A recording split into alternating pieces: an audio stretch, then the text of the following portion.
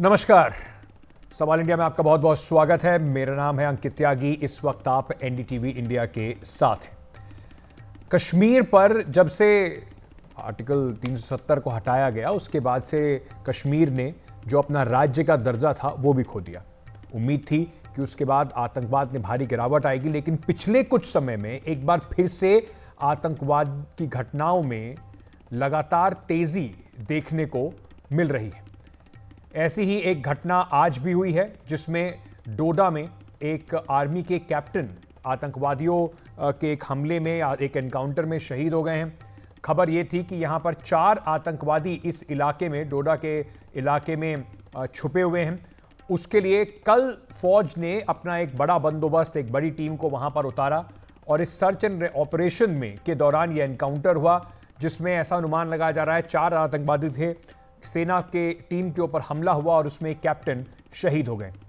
इस जो young captain, जो बिल्कुल जवान शहीद हुए हैं, उसके बाद बताया यह जा रहा है कि एक आतंकवादी इस मुठभेड़ में घायल भी हुआ है और सेना को अमेरिका द्वारा, जो अमेरिका में निर्मित एक असॉल्ट राइफल होती है, M14 राइफल जो है, वो भी वहां से मौजूद बरामद हुई है। तो अंदाजा यह लगाया जा रहा है कि कहीं ना कहीं ये जो पूरा मुठभेड़ हुआ है इसमें पाकिस्तान का हाथ जो है वो दिखाई दे रहा है। अब बड़ा रिस्क, एक सर्च ऑपरेशन चलाया जा रहा है इस पूरे इलाके में, लेकिन सवाल अब ये उठ रहे हैं। सवाल जो है वो अब ये बड़ा उठता है कि किस तरीके से ये एक के बाद एक हमलों में तेजी आई है।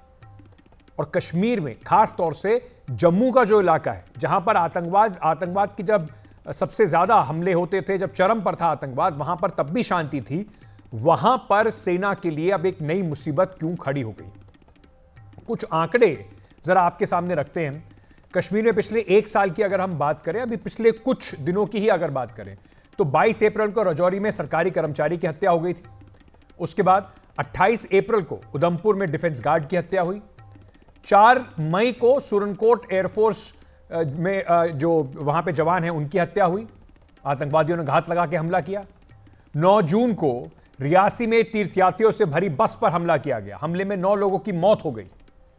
11 जून को भद्रवा पुलिस चौकी पर आतंकवादी हमला हुआ।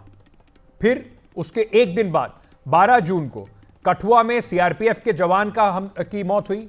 12 जून को ही डोडा में पुलिस पार्टी पर भी हमला हुआ। 26 तारीख की अगर बात करें जून में, तो गंदोह में आतंकवादियों के साथ एक मुठभेड़ हुई। 7 जुलाई को सुरक्षा चौकी पर हमला। 8 जुलाई को हमले में, आतंकवादियों के हमले में जो एक कॉन्वॉय पे किया गया, उसमें 5 जवानों की मौत हो गई। 16 जुलाई को डोडा में एक सेना के अफसर समेत 3 आतंकवादी, एक जो सर्च ऑपरेशन था उस दौरान एक एनकाउंटर में उनकी मौत हुई। 10 अगस्त को अनंतनाग में 2 जवान शहीद हुए। 11 अगस्त को किश्तवाड़ में आतंकवादी और सुरक्षा बलों के बीच में फायरिंग हुई और 14 तारीख को, आज यानी कि, एक आर्मी के जवान जो है, कैप्टन जो है, वो शहीद हुए हैं। तो ये एक बड़ा, जिस तरीके से एक इसको कहें परेशानी के तौर पर, अब सेना के सामने और सरकार के सामने एक चुनौती के तौर पर जिस तरीके से लगातार दुर्घटनाएं, ये एनकाउंटर्स और आतंकवादियों के हमले हो रहे हैं, इस वक्त एक सवाल के साथ खड़ी हुई है। नज़ीर हमारे सहयोगी इस वक्त हमारे साथ जुड़ रहे हैं, जम्मू कश्मीर में ये तस्वीरें भी आपको दिखा रहे हैं। चलिए उनसे पहले नीता के पास चलते हैं और नीता से समझने की कोशिश करते हैं। नीता, सुरक्षा का जो कहां चूक ऐसी रह रही है कि नए नए इलाकों में जहां पर आतंकवादियों का पहले इतना ज़्यादा बोलबाला नहीं था, जो एलओसी से काफ़ी दूर भी है, जम्मू के इलाके, वहां पर भी अब आतंकवादी देखे जा रहे हैं और एक के बाद एक एनकाउंटर्स और हमले हो रहे हैं जिसमें हम अपने जवानों को खो रहे हैं। बिल्कुल अंकित, अगर हम देखें कि अगर रेशियो देखें सिक्योरिटी फोर्सेस का एज़ कम्पेयर टू टेररिस्ट, यही सबसे बड़ी चिंता की बात है कि नंबर ऑफ सिक्योरिटी फोर्सेस जो मार्टर हो रहे हैं, चाहे वो जवान हो चाहे ऑफिसर्स हो, वो कहीं ज़्यादा हो रहे हैं एज़ कम्पेयर टू जो टेररिस्ट जो हैं वो मारे जा रहे हैं। यही एक चिंता की सबसे बड़ी बात है। जहाँ तक थिएटर का सवाल है, आप सही बोल रहे हैं कि अब साउथ ऑफ पीर पंजाल में आतंकी हमले जो हैं वो ज़्यादा हो रहे हैं। पत्नी टॉप का इलाका पहले शांत माना जाता था, कई इलाके जैसे हैं यहाँ पर पहले शांत माने जाते थे, लेकिन अब यहाँ पर एक्टिव मिलिटेंसी जो है हो गई है। इसे लेकर एक नया ग्रिड भी बनाया गया है। लेकिन जिस तरह के ये जो आज ताज़ा वारदात हुई है, इसमें कॉर्डन एंड सर्च ऑपरेशन जो है वो सेना द्वारा लगाया गया था। यहाँ पे विलेज डिफेंस गार्ड्स हैं उनके द्वारा जानकारी दी गई थी कि यहाँ पे आतंकी देखे गए हैं। 4 से 5 आतंकी होने का जो है वो खबर आ रही थी। जब सेना वहाँ पर गई तो वहाँ पर उन्हें वॉरलाइक स्टोर्स भी मिले, जिनमें उन्हें काफ़ी असला बारूद भी मिला, MP4 असॉल्ट राइफल्स भी मिले, नाइट डिवीजन डिवाइसेस भी मिले। तो यानी जो रिश्ता हम पहले जो बोल रहे थे कि कहीं ना कहीं पाकिस्तान और जो अफगानिस्तान में जो हथियार छोड़ के चली गई थी US फोर्सेस, उसका रिश्ता जो एक लिंक है वो इस्टेब्लिश होता हुआ साफ नज़र आ रहा है। इस इंसिडेंट में, इस इनकाउंटर में हमने अपना एक कैप्टन भी खो दिया है, साथ में एक विलेज डिफेंस गार्ड के घायल होने की भी बात सामने आ रही है। ये इसलिए भी इम्पॉर्टेंट है क्योंकि हमने देखा था जब ये न्यू ग्रिड बनाया गया था तब SOG के जो कैंप्स हैं वो डीप इनसाइड फॉरेस्ट कई इलाकों में बनाए गए थे। ये स्ट्रैटेजी चेंज इसलिए की गई थी क्योंकि जो वहाँ के गांव वाले थे वो बार बार बोल रहे थे कि इन एरियाज़ में पुलिस जो है देखी नहीं जाती है, वर्दी कहीं देखी नहीं जाती है, फोर्स की मूवमेंट बहुत कम हो गई है क्योंकि एरिया ऑफ ऑपरेशन जो था सेना का वो बहुत बढ़ गया था क्योंकि वहाँ से फोर्स को निकालकर लद्दाख में लगाया गया था जब 2020 और 2021 की वारदातें हुई थी। लेकिन अब वहाँ पे एडिक्वेट नंबर ऑफ फोर्सेज हैं। यही वजह है कि कॉर्डन एंड सर्च ऑपरेशंस लगातार हो रहे हैं, लगातार जो कॉन्टैक्ट है वो टेररिस्ट के साथ एस्टैब्लिश हो रहा है। लेकिन एक दुख की बात यह है कि इन सभी कॉर्डन एंड सर्च ऑपरेशन में हम कहीं ना कहीं हमारी जो कैजुअलिटी नंबर्स हैं वो ऊपर जा रही हैं। साथ में हमने ये भी देखा कि कश्मीर घाटी का एक हफ्ता पहले जो कश्मीर घाटी का कृष्णा घाटी इलाका था, जो कुपवाड़ा वाला इलाका था, वहाँ से इन्फिल्ट्रेशन हो रही थी। तो इन्फिल्ट्रेशन भी बहुत ज़्यादा हो रही है। ये हार्डन्ड जो टेररिस्ट हैं वो आ रहे हैं। इन्हें अकेले जंगलों में अकेले रहना और कई दिनों तक रहना इनकी एक खासियत है, जिसको लेकर एक चिंता जो है वो जताई जा रही है। यही वजह है कि आज रक्षा मंत्री ने एक उच्च स्तरीय बैठक भी की थी जिसमें नेशनल सिक्योरिटी एडवाइज़र थे, साथ में जो चीफ ऑफ आर्मी स्टाफ हैं और CDS भी शामिल थे। खास तवज्जो जो है वो जम्मू कश्मीर में हो रही आतंकी वारदातों के ऊपर थी और साथ में जो सिक्योरिटी फोर्सेस का जो नंबर इतना हाई होता चला जा रहा है कि कैजुअलिटी नंबर्स इंक्रीज हो रहा है, इसे लेकर ये चर्चा हो रही थी। दूसरी तरफ हमने ये भी देखा था अंकित कि आज सुबह जो है हमारे जो केंद्रीय गृह सचिव हैं अजय भल्ला, वो चीफ इलेक्शन कमीशन के साथ भी मिले थे। तो दोनों ही बातें जो है वो इकट्ठे हो रही थी। अगर आप नॉर्थ ब्लॉक देखो, नॉर्थ ब्लॉक एक साइड है और साउथ ब्लॉक एक साइड है। एक तरफ चिंता सुरक्षा को लेकर हो रही थी और दूसरी तरफ, हालांकि मीटिंग नॉर्थ ब्लॉक में नहीं हो रही थी, इलेक्शन कमीशन में हो रही थी,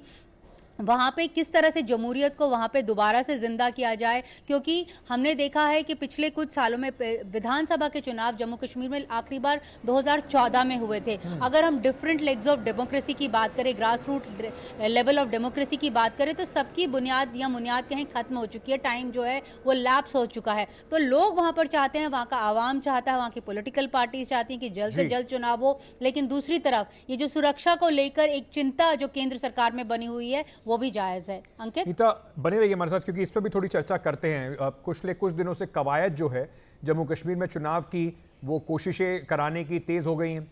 इलेक्शन कमीशन की पूरी टीम जम्मू कश्मीर के दौरे पर गई थी, वहां से वापस आए। अब जैसे नीता बता रही थी, उन्होंने आज जो होम सेक्रेटरी हैं उनसे बातचीत भी की।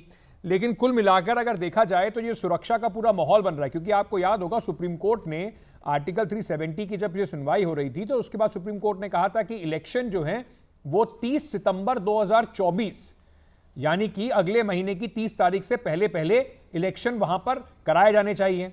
नीता, जिस तरीके के सुरक्षा के हालात अभी बनते दिखाई पड़ रहे हैं, क्या ये ग्राउंड बन सकता है? क्या अभी इलेक्शन कमीशन, सिक्योरिटी फोर्सेस, सरकार इतने कॉन्फिडेंट हैं कि इस तरीके के हमलों के बीच में बिना किसी परेशानी के वहां पर इलेक्शन कराए जा सकें? लोकसभा चुनाव के दौरान भी जम्मू कश्मीर की हर कॉन्स्टिट्यूएंसी, एक फेज में एक कॉन्स्टिट्यूएंसी का चुनाव कराया गया था। यह आपको जरूर बताता है कि सुरक्षा के इंतजाम जो अभी वहां पर हैं वो शायद और ज्यादा करने पड़ेंगे। अंकित, यहाँ पे 3-4 बातें हैं। एक तो है कि अमरनाथ यात्रा जो है वो 19 अगस्त को खत्म हो रही है, तो adequate number of boots on ground already हैं। डिप्लॉयमेंट की ज़रूरत है कि उनको किस तरह से तैनात किया जाए। और इलेक्शन कमीशन ऑप्टिक्स की अगर हम बात करें, इलेक्शन कमीशन अपनी तरफ से ऑप्टिक्स जो हैं वो पूरे कर चुका है। वो वहाँ पर जाकर दौरा कर आ चुका है, पॉलिटिकल पार्टी से मिलकर आ चुका है, सिक्योरिटी एस्टैब्लिशमेंट से मिलकर आ चुका है, और ये भी यकीन दिलाकर आ चुका है कि वहाँ पर चुनाव जो हैं वो जल्द होंगे। जहाँ तक हालात का सवाल है, हालात जैसा कि आप मेंशन कर रहे थे कि लोकसभा में भी इस तरह के अटैक्स हुए थे। इलेक्शन कमीशन का जो एक विंडो है वो 30 से 45 दिन का है कि अगर वो चुनाव करवाएंगे तो इन दिनों वो चुनाव करवाएंगे। अपनी तरफ से उन्होंने तैयारियां पूरी की हुई हैं, चाहे टेंडरिंग ऑफ हेलीकॉप्टर सर्विसेज हो उसको उन्होंने स्टार्ट कर दिया है।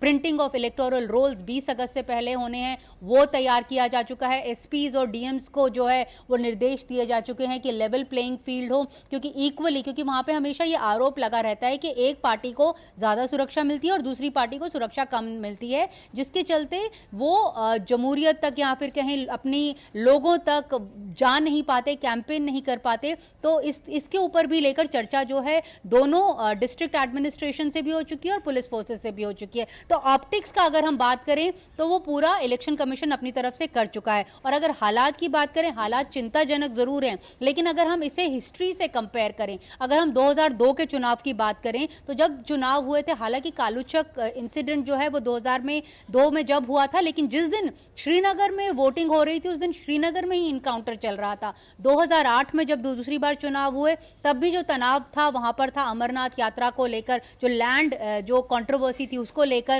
तो हालात हमेशा ही जो हैं वो हमेशा पक्ष में नहीं रहते, लेकिन जिस तरह से एक वादा किया जा रहा था केंद्रीय गृह मंत्री द्वारा और प्रधानमंत्री द्वारा, तो वहां के लोगों को इस बात वो कोशिश कर रहे हैं और वो चाहते हैं कि इस बार वो अपने वादे पे पूरे रहें, क्योंकि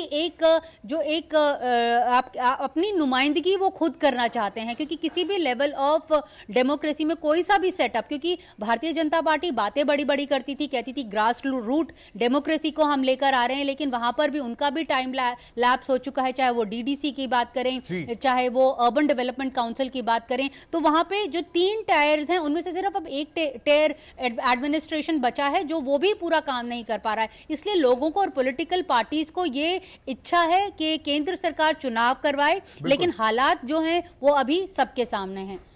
अंकित, सबसे बड़ी चुनौती के तौर पर अभी जो पिछले कुछ दिनों में लगातार आतंकवादी हमले हुए हैं, और जैसा मैं कह रहा था खास तौर से जम्मू के इलाके में जो एलओसी से दूर है, जहां पर अब तक शांति रहती थी, वहां पर भी हमले होना एक बड़ी सुरक्षा में खामी और चिंता की बात जरूर है। तो इलेक्शन कराने से पहले क्या इस पूरे सिक्योरिटी एपरेटस को दोबारा से कोशिश की जाएगी और तंदुरुस्त किया जाए और सुरक्षा बलों को उतारा जाए, ये एक बड़ी चुनौती इलेक्शन कमीशन और सरकार के सामने अब होगी। बहुत बहुत शुक्रिया नीता हमारे साथ जुड़ने के लिए। एक छोटा सा ब्रेक लेके वापस आ रहे हैं, बने रहिए हमारे साथ।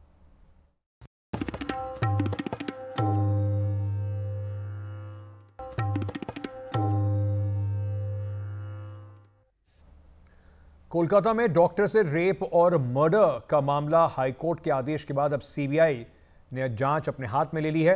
सीबीआई ने इस मामले में गिरफ्तार आरोपी संजय रॉय को अपनी हिरासत में ले लिया है। सीबीआई अधिकारियों की एक टीम आज सुबह कोलकाता पहुंची और इस टीम के साथ फोरेंसिक और मेडिकल एक्सपर्ट्स भी मौजूद थे। ये टीम कोलकाता में घटना स्थल पर गई और सबूत वहां पर इकट्ठा करने की कोशिश की गई। कल ही सीबीआई ने इस मामले में एफआईआर दर्ज की थी। आपको बता दें कि कोलकाता हाईकोर्ट के आदेश पर सीबीआई को जांच सौंपी गई है।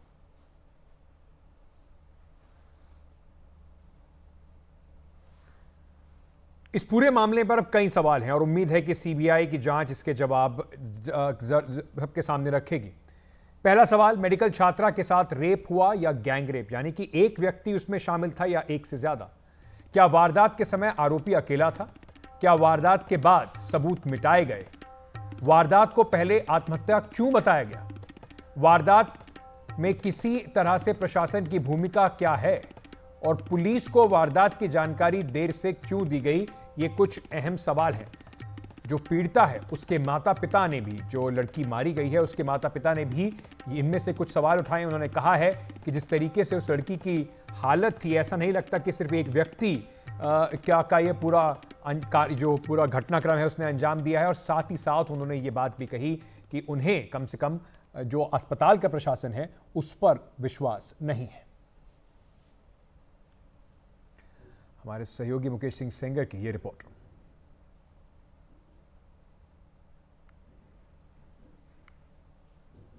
कोलकाता में एक मेडिकल छात्रा के साथ में रेप और हत्या के मामले की जांच करने के लिए दिल्ली से एक सीबीआई की टीम फॉरेंसिक एक्सपर्ट और मेडिकल एक्सपर्ट के साथ कोलकाता पहुंच गई है। ये स्पेशल क्राइम यूनिट है जो कि इस पूरे मामले की जांच करेगी। तो आखिर सीबीआई के जांच के दायरे में क्या होगा?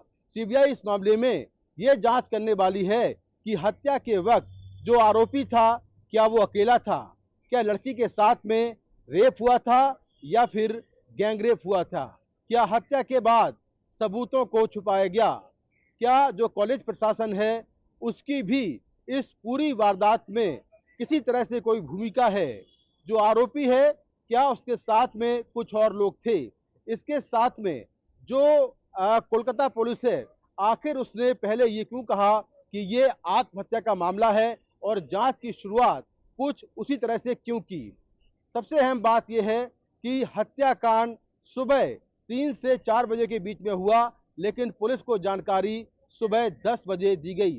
तो सीबीआई इन तमाम पहलुओं की वहां पर जांच करेगी कि आखिर इनको लेकर क्या सच्चाई है और कहां पर जांच में खामियां हुई हैं, आखिर किस तरह के लूपहोल्स हैं।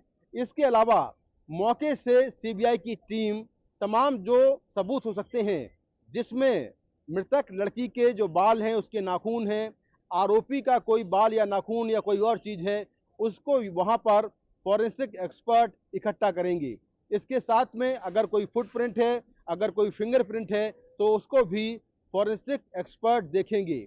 जो पूरा इलाका है यानी कि जहां पर यह घटना हुई है सेमिनार हॉल और उसके आसपास की जो लोकेशन है उस लोकेशन की मैपिंग भी सीबीआई करेगी।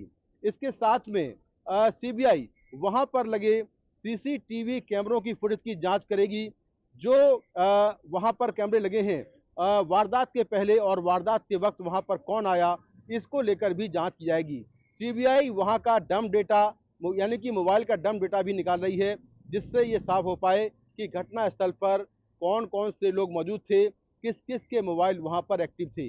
इसके साथ में जो अब तक कोलकाता पुलिस ने जांच की है वो सारे जांच के दस्तावेज और जो एविडेंस हैं वो सीबीआई ने अपने कब्जे में ले लिए हैं। जो लड़की के घर वाले हैं, जो आरोपी है, जो डॉक्टर जिन्होंने मृतक लड़की के साथ में वारदात से पहले खाना खाया था, जो कॉलेज का स्टाफ है, जो पोस्टमार्टम करने वाले डॉक्टर हैं, उनके भी स्टेटमेंट सीबीआई रिकॉर्ड करेगी। तो इस पूरे मामले में सीबीआई साइंटिफिक तरीके से, तकनीकी तरीके से जांच करने वाली है और सीबीआई इस मामले में कई साइंटिफिक टेस्ट भी करवाएगी, जिससे साफ हो कि आखिर ये पूरा जो हत्याकांड है वो कैसे अंजाम दिया गया, इसमें कितने लोग शामिल हैं और क्या जो आरोपी संजय राय है उसके अलावा कुछ और लोग भी शामिल हैं। सीबीआई ने आरोपी संजय राय को अपनी कस्टडी में ले लिया है, उससे पूछताछ की जा रही है और जो पूरा क्राइम सीन है वो भी मौके पर रिक्रिएट किया जाएगा। तो इस तरह से सीबीआई अपनी जांच को आगे बढ़ाएगी और तमाम पहलुओं पर इस पूरे मामले में जांच करेगी। नई दिल्ली से मुकेश सिंह सेंगर, एनडीटीवी इंडिया।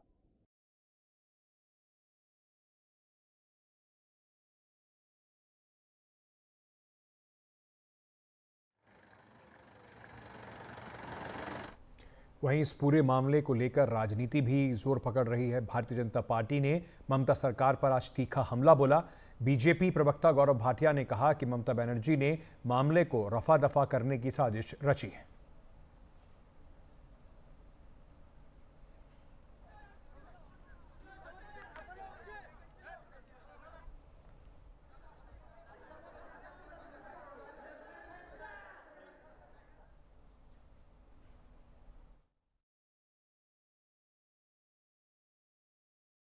जब ये जघन्य अपराध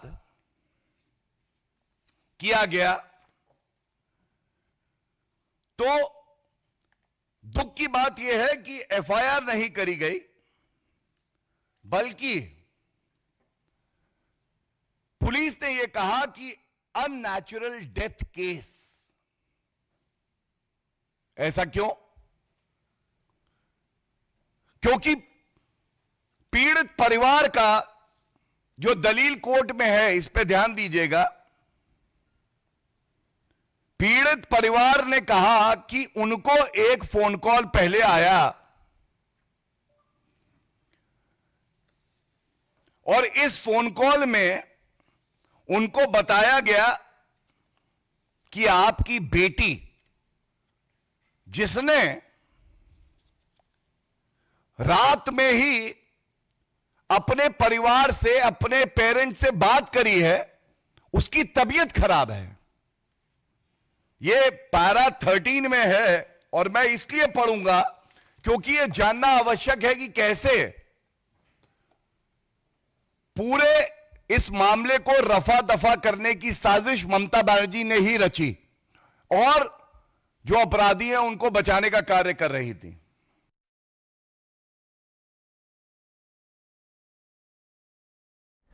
वहीं बांग्लादेश के पूर्व प्रधानमंत्री शेख हसीना के खिलाफ हत्या की एफआईआर दर्ज हुई है। 19 जुलाई को ढाका के एक दुकानदार अबू सईद की हत्या जिसकी मौत पुलिस फायरिंग में हो गई थी। मृतक के पड़ोसी आमिर हमजा ने एफआईआर दर्ज कराई है और उसमें शेख हसीना का नाम भी लिखवाया गया है। चलते हैं, मेरी सहयोगी कादम्बिनी शर्मा इस वक्त हमारे साथ जुड़ रही हैं। कादम्बिनी, पूरा ये मामला क्या है और इस पर किस तरीके से अब वहां पर कार्रवाई होगी? बांग्लादेश में पूर्व पीएम शेख हसीना के खिलाफ अब हत्या के मामले में एफआईआर दर्ज हो गया है। ये मामला 19 जुलाई का है, जब ढाका में किराने की एक दुकान चलाने वाले अबू सईद की पुलिस फायरिंग में मौत हुई। एफआईआर खुद को उनका पड़ोसी और शुभचिंतक बताने वाले आमिर हमजा शातिल ने फाइल की है। इसमें न सिर्फ शेख हसीना बल्कि उनके उस वक्त के गृह मंत्री रहे असदुज्जमा खान, अवामी लीग के जनरल सेक्रेटरी रहे उबैदुल कादर और 4 पूर्व वरिष्ठ पुलिस अधिकारियों के भी नाम हैं। कुछ बांग्लादेशी अखबारों ने यह भी रिपोर्ट किया है कि जिस शख्स ने ये एफआईआर दर्ज की है उसको अब धमकियां मिल रही हैं। फ्रांस के एक फोन नंबर से उसको धमकियां मिल रही हैं। लेकिन इस एफआईआर का असल में मतलब क्या है? 5 अगस्त को पीएम के पद से इस्तीफा देने के बाद शेख हसीना के खिलाफ ये पहली कानूनी कार्रवाई है। बांग्लादेश के कानून के मुताबिक हत्या की सजा जो है उसमें मौत की सजा होती है, आजीवन कारावास होता है, साथ में जुर्माना भी लगता है। बांग्लादेश में हिंसा में कम से कम 450 लोग मारे गए हैं। इस केस के सामने आने के बाद और भी लोग शेख हसीना या बाकी अधिकारियों के खिलाफ एफआईआर दर्ज कर सकते हैं, मामला दर्ज कर सकते हैं। कोर्ट के आदेश के बाद ये मामला दर्ज हुआ है। इसका सीधा मतलब ये है कि कोर्ट को इसमें कोई समस्या नहीं लगती है कि शेख हसीना के खिलाफ एफआईआर दर्ज हो। जो अंतरिम सरकार है वो भी खामोश है, वो इस बारे में कुछ नहीं कह रही है, मतलब उन्हें भी इससे समस्या नहीं है, या फिर अगर वो शेख हसीना के लिए कुछ भी बोलते हैं तो वो अलग मुश्किल में पड़ेंगे। ये भी संभव है कि खालिदा जिया के खिलाफ जिस तरह मुकदमा चलाकर 17 साल तक उन्हें जेल की सजा दी गई थी, उसके कारण वैसे ही हो सकता है कि अब शेख हसीना को भी इस तरह की सजा मिले वहां पर जो बांग्लादेश में मामले चल रहे हैं उसके कारण। और इस तरह के मामले फाइल होने से ये भी होगा कि शेख हसीना शायद वापस इस वक्त बांग्लादेश न जाना चाहें और मौजूदा हालात में ये उनकी राजनीति का एक तरह से पटाक्षेप होगा। दिल्ली से कादम्बिनी शर्मा, एनडीटीवी इंडिया।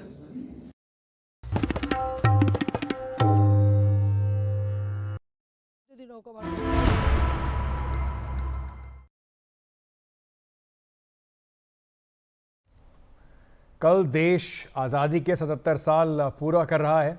ये आज़ादी लोगों ने बड़ी कुर्बानियां देकर हासिल की है। इस आज़ादी का इतिहास गौरवशाली है और ये इतिहास बताता है कि हम कैसे भारत बने, कैसे देश आज़ाद हुआ। लेकिन ये इतिहास कितने लोगों को मालूम है? आज़ाद भारत से जुड़े छोटे छोटे सवालों के जवाब कितने लोग जानते हैं? हमारी सहयोगी प्रेरणा शर्मा ने इस बात को समझने की कोशिश की। पहला सवाल, झंडे में कितने कलर्स होते हैं? 4। कौन कौन से? Saffron, white, green and blue. ठीक है, हमें बताइए कि हमारा जो राष्ट्र गाना है जन गण मन वो किसने लिखा था? रविंद्रनाथ टैगोर। ठीक है, लाल किले पे 15 अगस्त को लाल किले पे झंडा कौन फहराता है? Prime minister. ठीक है, हमारे देश के पहले राष्ट्रपति कौन थे?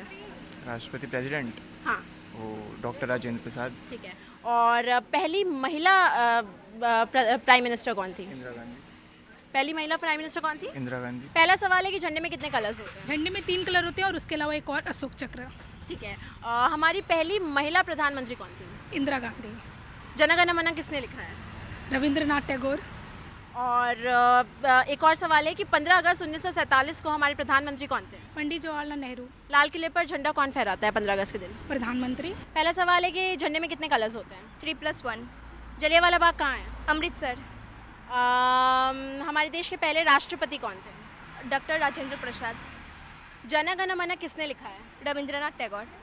और देश की पहली महिला प्रधानमंत्री कौन थी? इंदिरा गांधी। हमारे झंडे में कितने कलर्स होते हैं? 4।